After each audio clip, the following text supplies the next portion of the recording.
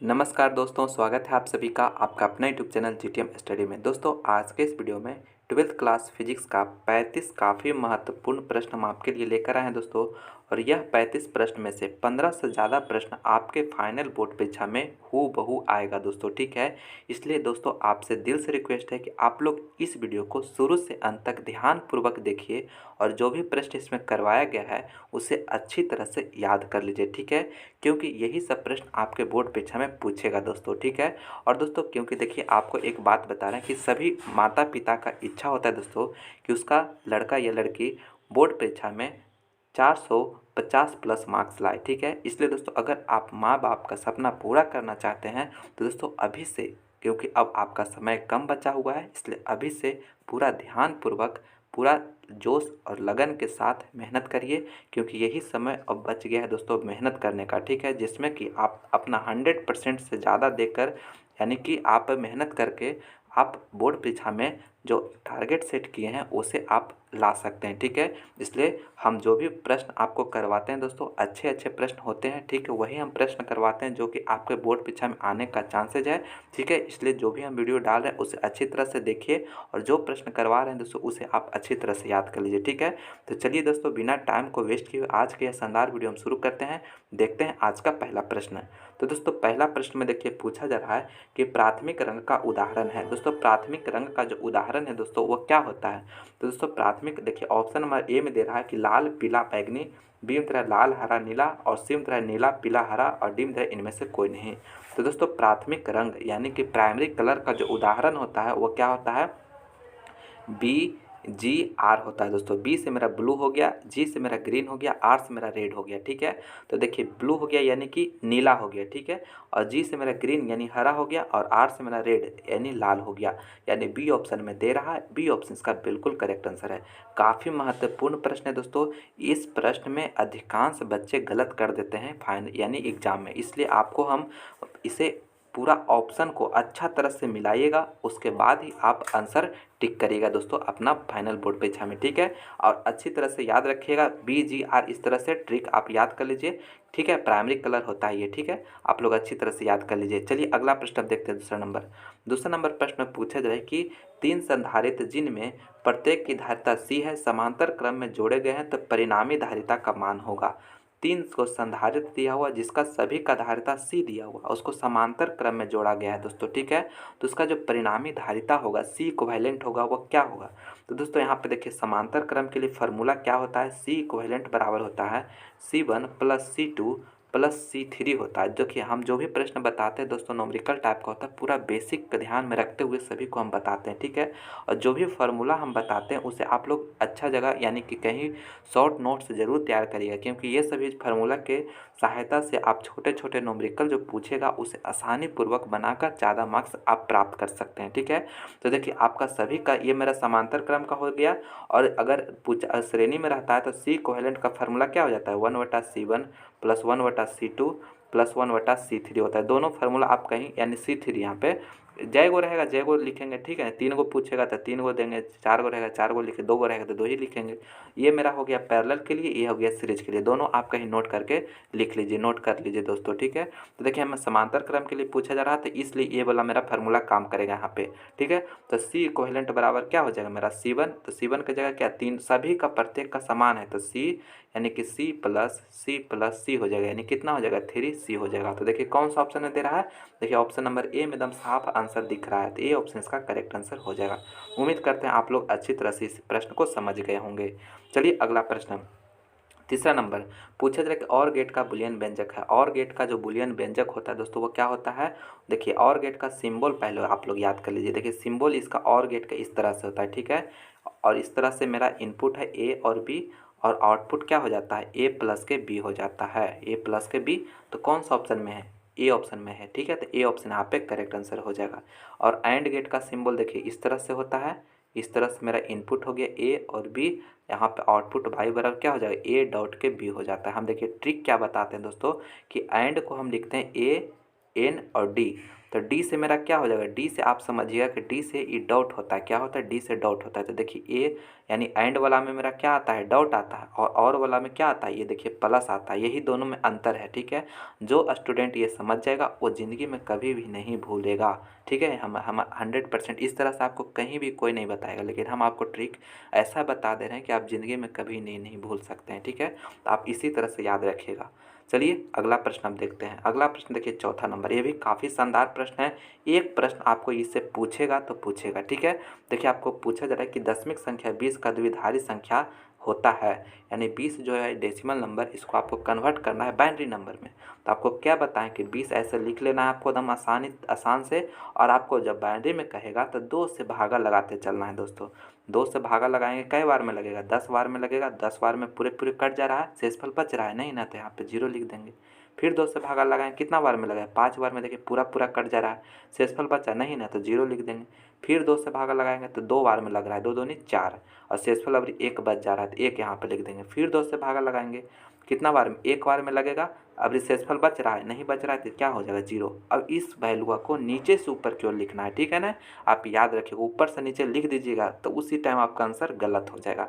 और पहले के ऑप्शन में दे ले रहेगा ऊपर से नीचे की ओर, जो कि अगर आप बना दीजिएगा तो गलत हो जाएगा। इसलिए आप हमेशा, हम बोलते हैं कि इसका लिखना है हमेशा नीचे से ऊपर की ओर लिखना है। तो कैसे होगा, 1 0 1 0 0 हो जाएगा। और ऐसे करके बेस में 2 होता है, बाइनरी में बेस का 2 होता है। तो देखिए कौन सा ऑप्शन में दिख रहा है, देखिए ए ऑप्शन में झलझल आंसर दिख रहा है दोस्तों, ठीक है ना।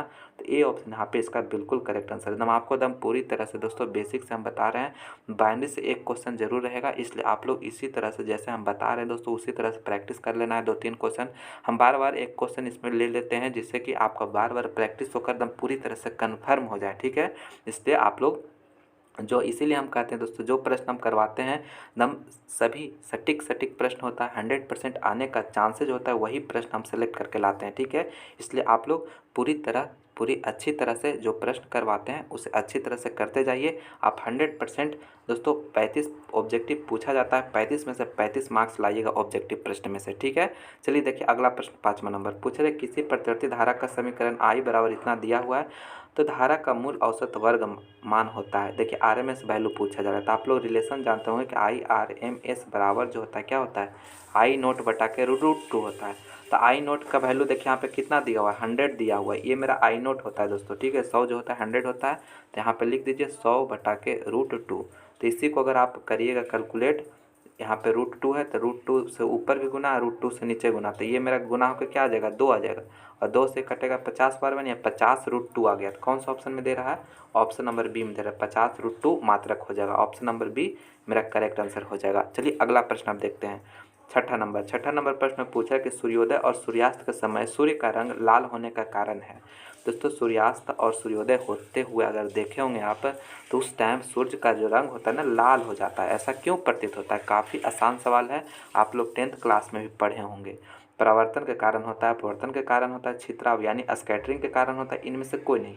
तो छितराव के कारण यानी स्कैटरिंग के कारण हो जाता है। ऑप्शन नंबर सी यहाँ पे बिल्कुल करेक्ट आंसर हो जाएगा, क्योंकि लाल रंग का जो होता है प्रकीर्णन होता है दोस्तों वो सबसे कम होता है। क्या होता है, सबसे कम होता है, इसीलिए हमें लाल दिखाई पड़ता है। सबसे ज़्यादा कौन सा कलर का होता है, आप लोग कमेंट करके हमें बताइएगा तो, ठीक है ना।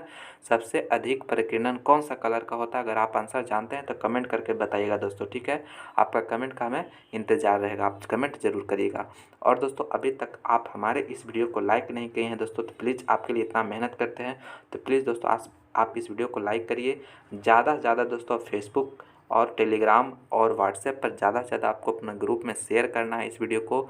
और अभी तक हमारे इस चैनल को GTM स्टडी को सब्सक्राइब नहीं किए दोस्तों, तो प्लीज़ चैनल को सब्सक्राइब भी जरूर से जरूर कर लीजिएगा, ठीक है। मेरा अगला प्रश्न है दोस्तों 7वां नंबर प्रश्न में देखिए पूछा जा रहा है कि संयुक्त सूक्ष्मदर्शी में अभिदृश्यक और नेत्रिका की आवर्धन क्षमता क्रमशः M1 और M2 है। सूक्ष्मदर्शी की आवर्धन क्षमता है दोस्तों, आपको देखिए एक संयुक्त सूक्ष्मदर्शी दिया हो जिसमें कि अभिदृश्यक और नेत्रिका का आवर्धन क्षमता M1 और M2 दिया हुआ है। तो यानी सूक्ष्मदर्शी की जो आवर्धन क्षमता होगा वो क्या होगा, तो दोस्तों वह M1 × M2 हो जाता है, ठीक है। ऑप्शन नंबर डी में दे रहा है, तो डी ऑप्शन यहाँ पे इसका बिल्कुल करेक्ट आंसर हो जाएगा, ठीक है। आप लोग अच्छी तरह से याद रखिएगा, काफ़ी महत्वपूर्ण प्रश्न है, आपके बोर्ड परीक्षा में यह बार पूछे जाने वाला प्रश्न है। चलिए अगला प्रश्न अब देखते हैं 8वां नंबर। 8वां नंबर प्रश्न में पूछा जाए कि एक सरल सूक्ष्मदर्शी द्वारा बना प्रतिबिंब होता है। काफ़ी आसान सवाल है दोस्तों। पहला ऑप्शन दे रहा है आभासी और सीधा, दूसरा में दे रहा है आभासी और उल्टा, और तीसरा में दे रहा है वास्तविक और सीधा, और चौथा में दे रहा है वास्तविक और उल्टा। तो दोस्तों सरल सूक्ष्मदर्शी जो होता है, सिंपल जो उत्तल लेंस होता है उसी को यानी कि कॉन्वेक्स लेंस को ही बोला जाता है। ठीक है, तो इसके द्वारा जो प्रतिबिंब बनता है दोस्तों वो आभासी और सीधा बनता है। कैसा बनता है? आभासी और सीधा। तो ऑप्शन नंबर ए बिल्कुल करेक्ट आंसर हो जाएगा। चलिए अगला प्रश्न 9वां नंबर प्रश्न में पूछा जा रहा है दोस्तों, तरंगदैर्घ्य का मान बढ़ने से अपवर्तनांक का मान। दोस्तों तरंगदैर्घ्य का यानी वेवलेंथ का अगर हम मान इंक्रीज कर रहे हैं, वैल्यू इंक्रीज कर रहे हैं, तो उसका ये अपवर्तनांक के मान पर क्या प्रभाव पड़ेगा? बढ़ता है, घटता है, परिवर्तित रहता है, इनमें से कोई नहीं। तो दोस्तों आप लोग एक फार्मूला पढ़े होंगे कि म्यू इक्वल टू होता है ए प्लस बी बटा के लैम्डा स्क्वायर। ठीक है, तो यहाँ से दोस्तों अगर आप ये लैम्डा यानी कि वेवलेंथ को अगर बढ़ाते हैं तो ये म्यू का जो मान होगा दोस्तों, रिफ्रैक्टिव इंडेक्स का मान होगा, वो क्या होगा? घट जाएगा, क्योंकि देख रहे हैं इन्वर्सली प्रोपोर्शनल हमें है। ठीक है ना, म्यू जो है इन्वर्सली प्रोपोर्शनल 1/λ² के इन्वर्सली प्रोपोर्शनल हो रहा है, इसलिए इसका मान अगर हम बढ़ाएंगे यानी वेवलेंथ अगर बढ़ाते हैं तब अपवर्तनांक का वैल्यू क्या हो जाएगा? घट जाएगा। तो इसलिए ऑप्शन नंबर बी मेरा बिल्कुल करेक्ट आंसर हो जाएगा। काफ़ी महत्वपूर्ण प्रश्न है दोस्तों, ठीक है, इसलिए अच्छी तरह से इसे याद रखिएगा। चलिए अगला प्रश्न अब देखते हैं 10वां नंबर। पूछे जाए कि एक वर्णीय प्रकाश एक माध्यम से दूसरे माध्यम में जाता है, परिवर्तन नहीं होता है इसके। यानी कोई एक वर्णीय प्रकाश है जिसमें एक माध्यम से दूसरे माध्यम में जा रहा है, तो इसमें क्या चीज़ में परिवर्तन नहीं होगा? आयाम में, तरंगदैर्घ्य में, वेग में, आवृत्ति में। तो दोस्तों आवृत्ति में जो होता है वो कोई चेंजेज नहीं होता है। ऑप्शन नंबर डी मेरा बिल्कुल करेक्ट आंसर हो जाएगा। ठीक है, फ्रीक्वेंसी में कोई चेंज नहीं होता है। ठीक है, आप लोग याद रखिएगा। तो option number D correct answer हो जाएगा। चलिए अगला प्रश्न 11 नंबर प्रश्न में पूछा जा रहा है कि कार्यफलन आवश्यक ऊर्जा है। कार्यफलन जो आवश्यक ऊर्जा है दोस्तों वो क्या है? परमाणु को उत्तेजित करने के लिए, एक्स किरणों को उत्पन्न करने के लिए, एक इलेक्ट्रॉन को सतह से ठीक बाहर निकालने के लिए, इनमें से कोई नहीं। तो दोस्तों कार्यफलन जो आवश्यक ऊर्जा होता है वो एक इलेक्ट्रॉन को सतह से ठीक बाहर निकालने के लिए होता है। ठीक है, तो ऑप्शन नंबर सी यहाँ पे बिल्कुल करेक्ट आंसर हो जाएगा। ठीक है, इसलिए आप लोग अच्छी तरह से इस प्रश्न को अच्छी तरह से याद रखिएगा। काफ़ी आसान सवाल है, लेकिन आप याद रखिएगा ऑब्जेक्टिव में, यानी कि आपके फाइनल बोर्ड के परीक्षा जो ऑब्जेक्टिव पूछा जाता है उसमें यह पूछ सकता है। ठीक है, चलिए अगला प्रश्न हम देखते हैं 12 नंबर प्रश्न में पूछा जाए कि निम्नलिखित में कौन सा व्यंजक विद्युत परिपथ में विद्युत शक्ति को निरूपित नहीं करता। ये भी प्रश्न आपका क्वेश्चन बैंक से लिया गया है प्रश्न दोस्तों। ठीक है, तो आपको बताना है कौन सा जो व्यंजक है वो विद्युत शक्ति यानी कि विद्युत यानी इलेक्ट्रिक पावर को रिप्रेजेंट नहीं कर रहा है। ठीक है ना, तो यानी हम P बराबर फार्मूला आप पढ़े होंगे कि P इक्वल टू क्या होता है? VI होता है, और V इक्वल टू क्या होता है? IR होता है। ठीक है, तो देखिए VI मेरा ये पहले क्या ऑप्शन में दिख रहा है, तो ये वाला तो मेरा निरूपित कर ही रहा है। ठीक है, और इसी तरह से हम देखेंगे और ऑप्शन ये बी भी चेक करते हैं, सी भी चेक करते हैं, डी में इस पर देखेंगे कौन जो है नहीं कर रहा है, नहीं पूछा जा रहा है। ठीक है ना, तो देखिए अगर हमें V इक्वल टू इसमें यहाँ पे V के जगह पर अगर P जो मेरा है इसमें अगर V equal to IR put कर देते हैं तो यहाँ पे क्या हो जाएगा? I और R और इंटू पहले से क्या है? I है, तो इसको गुना हो जाएगा तो क्या हो जाएगा? I² R हो जाएगा। तो I² R किस में है? देख रहे हैं ऑप्शन सी में, तो ये भी कर रहा है, ये भी कर रहा है। ठीक है, और देखिए अगर आपको यहाँ से I बराबर निकालिएगा तो V/R नहीं लिख सकते हैं इसको, इससे हम ये वाला फार्मूला से I बराबर V/R।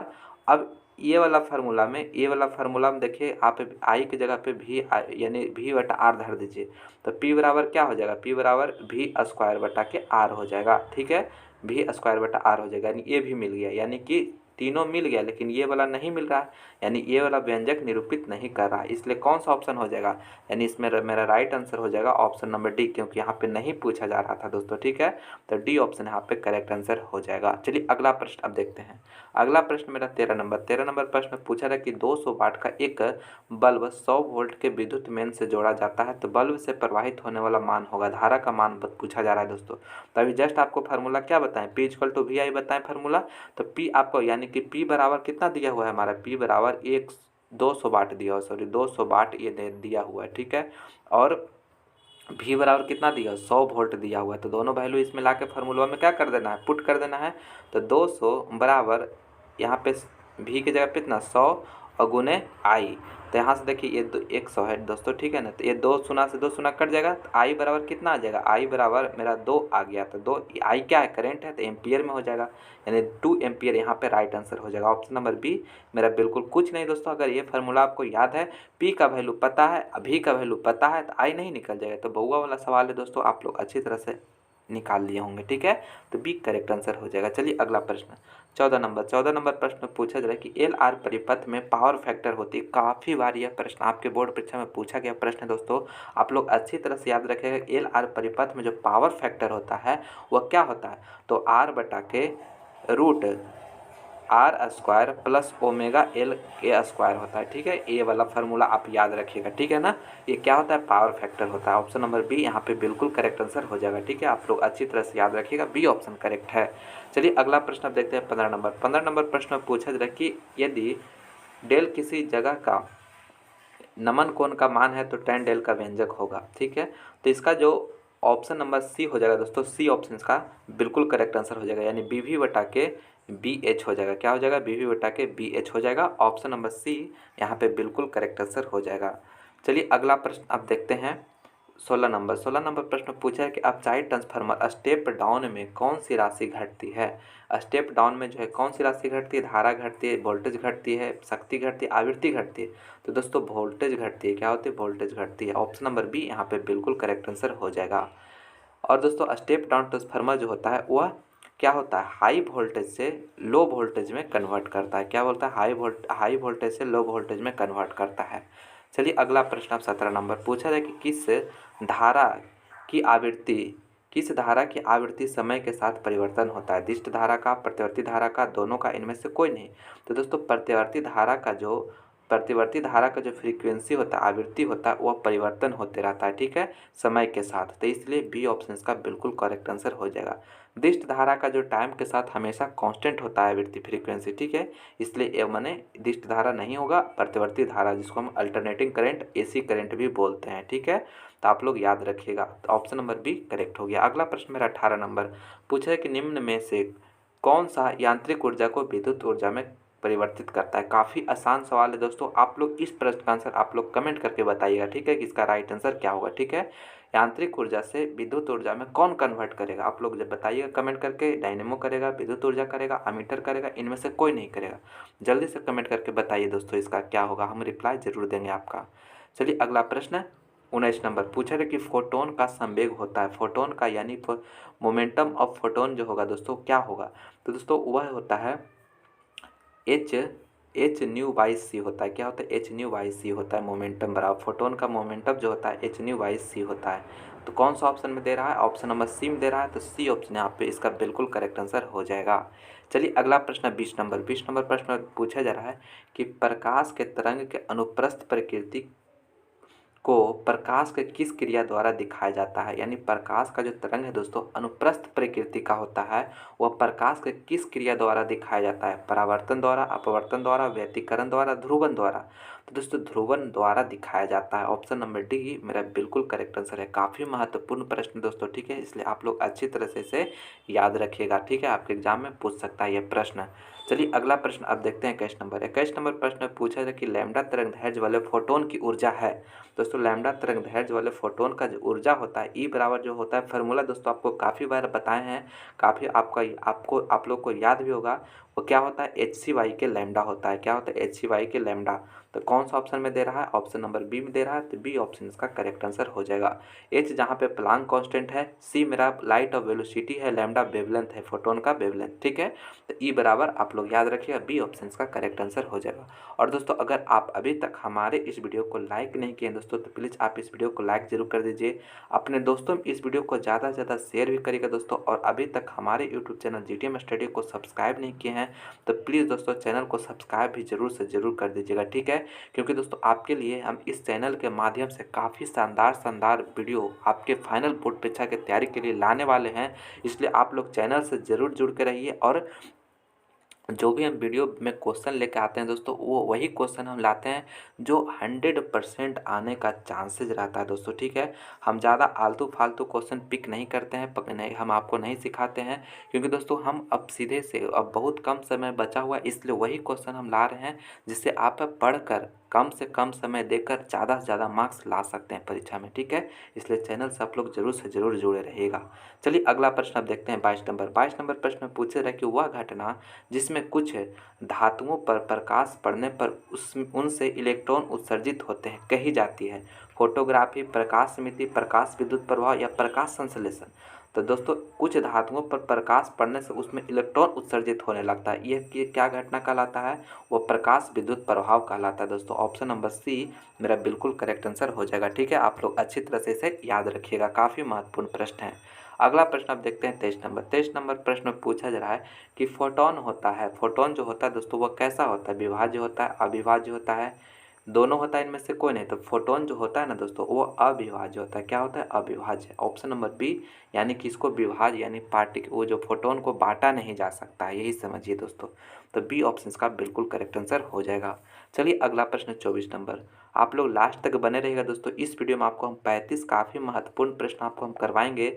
यह 35 प्रश्न में से दोस्तों आपको 15 से ज़्यादा प्रश्न आपको हूबहू परीक्षा में लड़ेगा दोस्तों, ठीक है। यह मेरा आपसे वादा रहा, ठीक है। इसलिए आप लोग एक एक प्रश्न जो इसमें हम बता रहे हैं सभी को अच्छी तरह से ध्यानपूर्वक देखिए और सभी को अभी के अभी याद कर लीजिए दोस्तों, ठीक है। तो चलिए देखिए 24 नंबर प्रश्न में पूछा जा रहा है कि लैब को बैक्टीरिया मुक्त रखने के लिए प्रयोग किया जाता है। परावैज्ञानिक किरण, अवरक्त किरण, एक्स किरण, इनमें से कोई नहीं। तो दोस्तों लैब की बैक्टीरिया मुक्त रखने के लिए परावैज्ञानिक किरण का प्रयोग किया जाता है। किसका किया जाता है? परावैज्ञानिक किरण का, अल्ट्रावायलेट रे का प्रयोग किया जाता है। ऑप्शन नंबर ए बिल्कुल करेक्ट आंसर हो जाएगा। अगला क्वेश्चन मेरा है 25 नंबर प्रश्न में पूछा जा रहा है कि चुंबकीय फ्लक्स की विमा डायमेंशन ऑफ मैग्नेटिक फ्लक्स है, यानी मैग्नेटिक फ्लक्स का जो डायमेंशन होता है मेरे प्यारे साथियों वो क्या होता है? काफ़ी महत्वपूर्ण प्रश्न है, आपके बोर्ड परीक्षा में पूछने का 100% चांसेस है इस प्रश्न का दोस्तों, इसलिए आप लोग अच्छी तरह से याद रखिएगा। क्या होता है? ऑप्शन नंबर सी होता है, यानी कि एम एल स्क्वायर ए के पावर -1 और टी के पावर -2 होता है दोस्तों, ठीक है। टी के पावर -2 होता है, आप लोग अच्छी तरह से इसे याद रखिएगा, ठीक है ना। काफ़ी महत्वपूर्ण प्रश्न है दोस्तों। ऑप्शन नंबर सी इसका बिल्कुल करेक्ट आंसर हो जाएगा। चलिए अगला प्रश्न आप देखते हैं 26 नंबर प्रश्न में पूछा जा रहा है कि आर्मेचर में प्रेरित विद्युत वाहक बल का परिणाम निर्भर करता है। तो दोस्तों आर्मेचर में जो ईएमएफ जनरेट होता है उसका जो किस पर निर्भर करता है ईएमएफ का परिणाम, ठीक है। ए ऑप्शन में दे रहा है कि चुंबकीय बल रेखाओं की संख्या में परिवर्तन की दर पर, बीम द्वारा कुंडली में लपेटों की संख्या पर, असीम द्वारा चुंबकीय क्षेत्र पर और डीम द्वारा इनमें से सभी। तो दोस्तों इनमें से सभी पर निर्भर करता है। क्या करता है? इनमें से सभी पर निर्भर करता है, ठीक है। तो आप लोग याद रखिएगा, ऑप्शन नंबर डी यहाँ पे बिल्कुल करेक्ट आंसर हो जाएगा। चलिए अगला प्रश्न आप देखते हैं 27 नंबर। पूछा जा रहा है कि अच्छे ट्रांसफार्मर की दक्षता होती है, अच्छे ट्रांसफार्मर की जो इफिशियंसी होती है वह क्या होती है? तो दोस्तों वह 99% होता है, 99% होता है, ठीक है, 99%। ऑप्शन नंबर डी यानी बिल्कुल करेक्ट आंसर हो जाएगा, ठीक है। आप लोग याद रखिएगा। अगला प्रश्न मेरा 28 नंबर पूछा है कि कार्बन प्रतिरोध का कलर कोड में पीला रंग का मान होता है। कार्बन प्रतिरोध में कलर कोड में जो पीला रंग येलो कलर का जो मान होता है दोस्तों वो कितना होता है? 4 होता है, 1 होता है, 2 होता है, 3 होता है। तो दोस्तों आपको ट्रिक याद करवाएं कि बीबी रोए जीबी के लिए, ठीक है, इस तरह ट्रिक बताए हैं। तो यहाँ से नंबरिंग स्टार्ट करना है 0 से, 0 1 2 3 4। तो यहाँ पे देखिए वाई मेरा, ये मेरा हो गया वाई, देखिए यहाँ पे येलो आ रहा है दोस्तों, कितना नंबर पर, यानी कि कैमा इसका कोड आ रहा है 4 आ रहा है, तो ये 4 हो जाएगा। ऑप्शन नंबर ए मेरा बिल्कुल करेक्ट आंसर हो जाएगा, ठीक है। आप लोग अच्छी तरह से याद रखिएगा। इसी तरह से अगर रेड के लिए पूछा जाएगा तो 2 होगा, ऑरेंज के लिए पूछेगा तो 3 होगा, ठीक है ना। इसी तरह से सब याद रखिएगा। ग्रीन के लिए पूछेगा तो आगे और इसी तरह से बढ़ते जाइएगा नंबरिंग में 5 6 ऐसे करके, ठीक है। चलिए अगला प्रश्न अब देखते हैं 29 नंबर। पूछा जाए कि प्रतिबाधा इम्पीडेंस का मात्रक होता है। तो इम्पीडेंस का जो मात्रक होता है दोस्तों क्या होता है? ओम होता है। ऑप्शन नंबर ए मेरा बिल्कुल करेक्ट आंसर हो जाएगा। चलिए अगला प्रश्न अब देखते हैं 30 नंबर। पूछा है कि the device which convert AC into DC is, मैंने वैसा डिवाइस जो एसी करंट को डीसी करंट में कन्वर्ट करता है उसको क्या बोलते हैं? ट्रांसफार्मर बोलते हैं, रेक्टिफायर बोलते हैं, फिल्टर बोलते हैं, ओसिलेटर बोलते हैं। तो उसे रेक्टिफायर बोलते हैं दोस्तों। रेक्टिफायर के द्वारा, यानी रेक्टिफायर ऐसा डिवाइस है जिससे एसी करंट को डीसी करंट में कन्वर्ट करता है। तो ऑप्शन नंबर बी मेरा बिल्कुल करेक्ट आंसर हो जाएगा। अगला प्रश्न देखिए 31 नंबर। पूछा जा रहा है कि जब किसी तार में विद्युत धारा प्रवाहित होती है तो गतिशील कण होती है, यानी कोई तार है उसमें अगर विद्युत धारा करंट का फॉलो हो रहा है, उसमें करंट पास कर रहा है, तो इसमें गतिशील जो कण होता है दोस्तों वो क्या होता है? तो इलेक्ट्रॉन होता है दोस्तों। क्या होता है? इलेक्ट्रॉन, यानी इलेक्ट्रॉन को ही प्रवाह को जो है विद्युत धारा बोला जाता है। तो इसलिए ऑप्शन नंबर डी मेरा बिल्कुल करेक्ट आंसर हो जाएगा। आप लोग अच्छी तरह से याद रखिएगा। और दोस्तों अभी तक हमारे इस वीडियो को लाइक नहीं किए तो प्लीज़ दोस्तों आप इस वीडियो को लाइक करिए, अपने दोस्तों में इस वीडियो को ज़्यादा से ज़्यादा शेयर करिएगा। जितना आपका ग्रुप है दोस्तों व्हाट्सएप पर, टेलीग्राम पर, सभी जगह इसे शेयर करिए, ठीक है। और चैनल को अभी तक सब्सक्राइब नहीं किए हैं तो प्लीज़ चैनल को सब्सक्राइब भी जरूर से ज़रूर कर लीजिएगा। चलिए अगला प्रश्न हम देखते हैं 32 नंबर प्रश्न में पूछा जाए कि किसी तत्व का परमाणु क्रमांक, दोस्तों किसी भी तत्व का जो परमाणु क्रमांक होता है किसके बराबर होता है। तो ए ऑप्शन दे रहा है न्यूक्लियस के प्रोटॉन की संख्या के बराबर होता है, न्यूक्लियस के न्यूट्रॉन की संख्या के बराबर होता है, परमाणु के किसी एक कक्षा में इलेक्ट्रॉन के बराबर होता है और परमाणु के सभी कणों के बराबर होता है। तो दोस्तों परमाणु क्रमांक जिसको हम जेड से डिनोट करते हैं, यह जो होता है नंबर ऑफ प्रोटॉन्स के बराबर होता है, यानी न्यूक्लियस के प्रोटॉन की संख्या के बराबर होता है। तो ऑप्शन नंबर ए मेरा बिल्कुल करेक्ट आंसर हो जाएगा। इसी प्रकार अगर आपको जे ए के बारे में पूछेगा, ये किसको कहते हैं, परमाणु द्रव्यमान को, वह जो होता है प्रोटॉन प्लस न्यूट्रॉन के जोड़ेंगे तब उसका यानी कि परमाणु द्रव्यमान के बराबर होता है। ये भी आप लोग याद रखिएगा, प्रोटॉन और न्यूट्रॉन को जोड़ते हैं तब। तो इसमें परमाणु क्रमांक के बारे में पूछा जा रहा था, इसलिए ए ऑप्शन करेक्ट है। अगला प्रश्न मेरा 33 नंबर पूछा जा रहा है कि अल्फा कण है, अल्फा कण जो है दोस्तों वो क्या है, तो वह हीलियम न्यूक्लियस है। आपको हम पहले भी करवाए हैं, काफ़ी बार करवा चुके हैं। ऑप्शन नंबर सी इसका बिल्कुल करेक्ट आंसर हो जाएगा। ये काफ़ी महत्वपूर्ण प्रश्न है, आपको एग्जाम में आने का चांसेज है, इसलिए आप लोग अच्छी तरह से याद रखिएगा। अगला प्रश्न मेरा 34 नंबर प्रश्न में पूछा जाएगा किसी इलेक्ट्रॉन के आवेश का मान होता है, किसी इलेक्ट्रॉन के आवेश का मान, यानी एक इलेक्ट्रॉन पर जो आवेश का जो मान होता है दोस्तों कितना होता है, 1.6 इंटू 10 के पावर माइनस 19 कूलम के बराबर होता है। तो कौन सा ऑप्शन में है, ऑप्शन नंबर बी में दे रहा है, तो बी ऑप्शन इसका करेक्ट आंसर हो जाएगा। अगला प्रश्न मेरा 35 नंबर प्रश्न में पूछा जा रहा है कि एल आर परिपथ में प्रतिबाधा होती है, एल आर परिपथ में जो प्रतिबाधा होती है वो क्या होती है, तो ऑप्शन नंबर सी इसका करेक्ट आंसर हो जाएगा। आप लोग याद नहीं होगा तो याद कर लीजिएगा, सी ऑप्शन करेक्ट है। ये भी प्रश्न आपको काफ़ी बार 5 से 6 बार आपको यह प्रश्न आपके बोर्ड पे पूछा हुआ प्रश्न है, इसलिए अच्छा तरह से इसे याद कर लीजिएगा, ठीक है दोस्तों। तो फाइनली आज के इस वीडियो में आपको 35 काफ़ी महत्वपूर्ण प्रश्न हम आपको करवाए हैं दोस्तों, जिसमें कि सभी प्रश्न चुनिंदा प्रश्न था जो 100% बोर्ड में आने का चांस है, जो वही प्रश्न आपको इस वीडियो के माध्यम से करवाएं, ठीक है। आपको यह सभी प्रश्न याद नहीं होगा तो आप लोग याद जरूर से जरूर कर लीजिएगा। चलिए अब एक प्रश्न आपको HW दे रहे हैं, जिसको आपको कमेंट करके बताना है कि इसका राइट आंसर क्या होगा। प्रश्न में पूछा जा रहा है कि निम्नलिखित में से कौन विद्युत का सबसे अच्छा चालक है, लोहा, नाइक्रोम, चांदी, रबर। तो जल्दी से आप लोग कमेंट करके बताइए कि इसका राइट आंसर क्या होगा, ठीक है। आपका कमेंट का बेसब्री से हमें इंतजार रहेगा दोस्तों, आप लोग कमेंट करके ज़रूर से ज़रूर बताइएगा। और दोस्तों आपको हमारा वीडियो कैसा लगता है आप लोग कमेंट करके ज़रूर से ज़रूर बताइएगा, ठीक है। तो चलिए इसी तरह से आप लोग मन लगाकर पढ़ाई करते रहिए और दोस्तों अपने माता पिता का सपना को पूरा करिए, ठीक है। मिलते हैं हम अगले वीडियो में। इस वीडियो को देखने के लिए बहुत बहुत धन्यवाद। जय हिंद, जय भारत।